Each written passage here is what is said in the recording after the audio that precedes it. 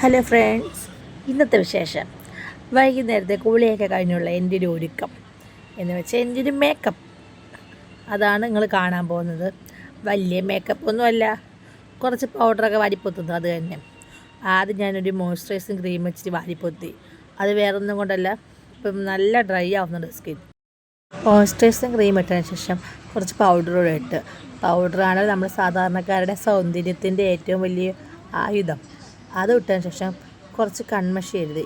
കൺമഷി കണ്ണിൽ ഇപ്പോൾ ഞാൻ സ്ഥിരമായിട്ട് എഴുതാറുണ്ട്. കാരണം എന്ന് വെച്ചാൽ പ്രസവിച്ചെടുക്കുമ്പോൾ കരിയൊക്കെ ഇടുന്നത് നല്ലതാണെന്ന് എല്ലാവരും പറഞ്ഞിട്ടുണ്ട്. അങ്ങനെ കൺമഷി എഴുതി. അതിൽ കണ്ണിന് തണുപ്പ് കിട്ടുമെന്ന്. അങ്ങനെ കൺമഷി എഴുതിയതിന് ശേഷം, അത് മോളുടെ കരിയാണ് കേട്ടോ, മൂത്താളുടെ കരിയാണ് എഴുതുന്നത്. അത് എൻ്റെ പ്രത്യേകിച്ച് കാജലൊന്നും വേറെ ഒന്നുമില്ല. അതിനുശേഷം ചെറിയൊരു പൊട്ട് വെച്ച് കൊടുത്തു. അതൊരു കുഞ്ഞിപ്പൊട്ട്. ആ പൊട്ടിൻ്റെ കോലം കണ്ടത് തന്നെ ഇപ്പം ഞെട്ടും ഞാൻ. അതേപോലെയാണ് പൊട്ടിൻ്റെ കോലം. കാര്യം എൻ്റെ മകൾ അതിൻ്റെ ഉടുപ്പൊക്കെ വലിച്ചൂരി അതിനെ വെറുതെ നാണം കെടുത്തി കളഞ്ഞ്. അതേ അവസ്ഥയെ പൊട്ടിന്.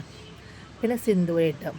സിന്ദൂരം ഇപ്പം ഞാൻ ഡെയിലി ഇടാറൊന്നുമില്ല, എന്തെങ്കിലും ആവശ്യത്തിന് പോകുമ്പോൾ മാത്രമേ ഇടാറുള്ളൂ. കാര്യം പുറത്തോട്ട് പോകുമ്പോൾ മാത്രം. ഡെലിവറി കഴിഞ്ഞ ശേഷം ഇപ്പം സിന്ദൂരം ഇട്ടിട്ടേ ഇല്ല. ഇനിയിപ്പോൾ കുളിച്ചൊരു ഒരുക്കമൊക്കെ ആകുമ്പോൾ ഇതൊക്കെ അത് വേണമല്ലോ. അങ്ങനെ സിന്ദൂരോട് ഇട്ടു. ഏറ്റവും താപ്പോട്ടാണ് സിന്ദൂരം ഇടുന്നത്. അപ്പോൾ എല്ലാവരും പറയും താപ്പോട്ടല്ല സിന്ദൂരം ഇടുന്നത്, എപ്പോഴും മേലോട്ട് ഇടണമെന്ന്.